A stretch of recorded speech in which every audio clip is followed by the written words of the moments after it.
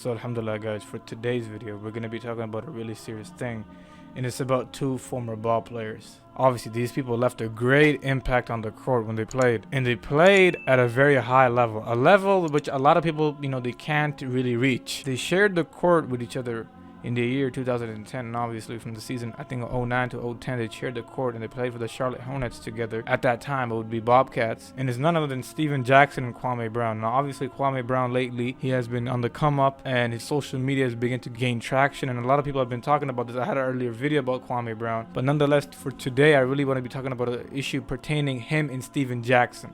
Now if you guys don't know, Stephen Jackson said certain things about Kwame Brown which obviously one can say they're very questionable, one can say they're very disrespectful, one can say they're not actually the right thing to say, and if you guys want to know what I'm talking about, just see for yourself. This was you all the time. Oh, y'all ain't fool with me, y'all ain't... Bro, this was you. So stop it, bro. Stop it. You have to stop that, bro. You have to stop that. Yo, there's no reason for me to take my time to try to bring dirt up on you, bro, because your whole career was dirt. Your whole life is dirt.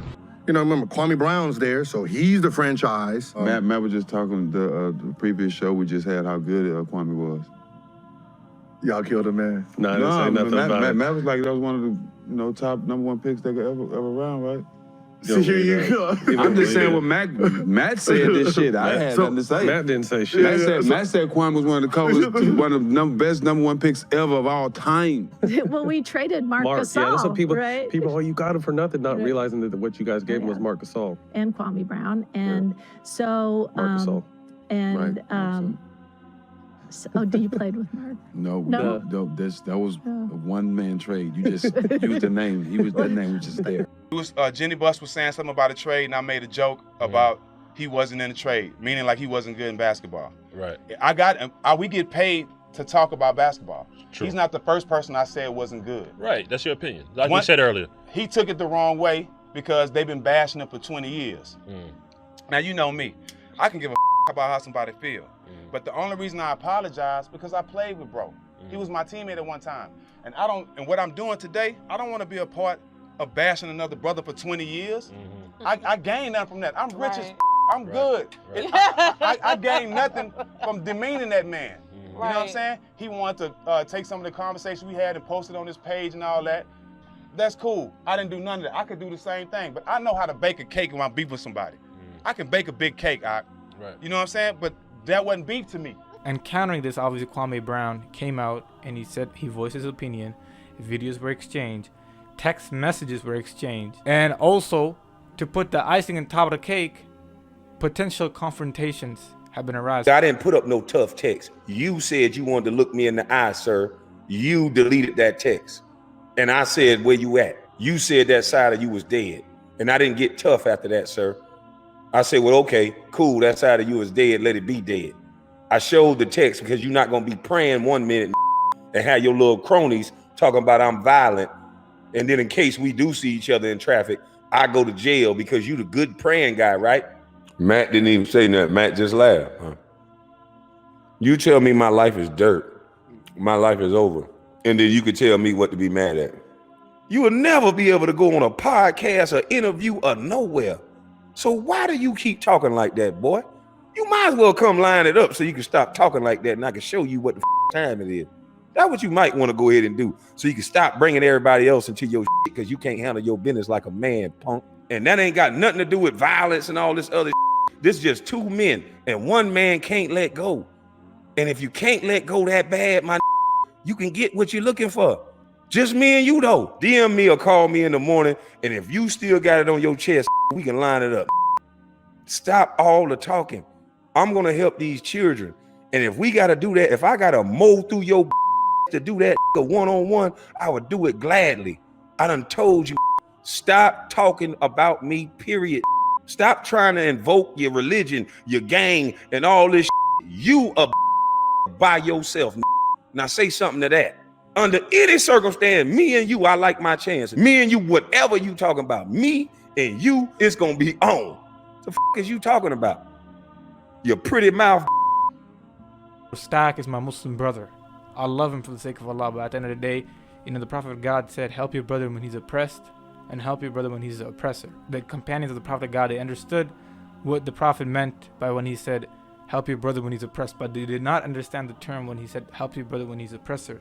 The Prophet informed them that when he's doing wrong, you inform him that what he's doing is wrong. So at the end of the day, my brother Stack, I love you, man, but at the end of the day, you gotta understand, man, that threatening somebody, flexing on somebody, it's not befitting of a behavior for Muslim. Kwame Brown clearly is in the right in this one, you know. He has his daughter, he has his son, rightfully so. As a father, he'll be defensive and he will say the things he's saying. And you can't really sometimes look at the reaction, rather you gotta look at your response. And in this case, man, Stack is my brother. I love him. I follow him on IG. And I even like what Kwame, some of the videos Kwame has. I mean, he had Muhammad Abdul Rauf on his podcast, and he talked about this as well. So yeah, my whole lesson with this video, obviously, I'm not trying to create no drama, but I'm trying to highlight something that in life, man, you're always going to have confrontations, you know, with your own brothers. You know, you never know. One day you're on one thing, the other day you're on another. But the way you go about it, man, should always be from the most objective point of view. Do not let emotions get in through. And even if emotions get in through, learn how to de-escalate and evade, because you have to remember your words matter, man. People say certain things and they just have no regard for what they say. If you really pay attention and if you really try to focus on what you're saying and try to make sure that even when you're upset, even when things are said that you don't like, the way you respond is in a way that actually be fitting of your character and the values you stand for or the things you're trying to represent, it goes a long way, right? And I'm not, in this case, I'm not trying to take anybody's side, but I'm trying to be objective as possible, that at the end of the day, Stack's my bro. I made videos about Stack when he reverted to Islam. In this case, man, you know, coming out, flexing, you know, showing off, it's not befitting of a Muslim to do this, right? And also with Kwame, like, he was your former teammate, coming out and saying these things and threatening a brother who has a family. We all have to understand, not only Stack, for me, is when we really say certain things, when we try to abide by certain things, we got to really follow them for the whole.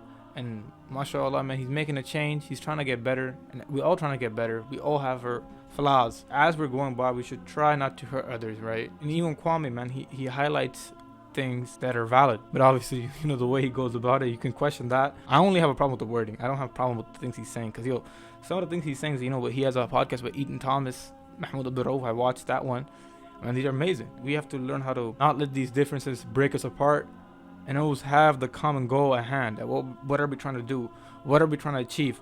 If we just keep conflicting and beefing with each other, you know, the bigger goal will get out of hand. So just remember that, man. My whole thing with this video, I'm not trying to go on a rant. When these things arise, we have to learn not how to just react, but how to respond. And that's the whole differentiation between us and animals. So remember that, man. Use these as lessons and learn from people's mistakes in order that you don't fall into these certain mistakes.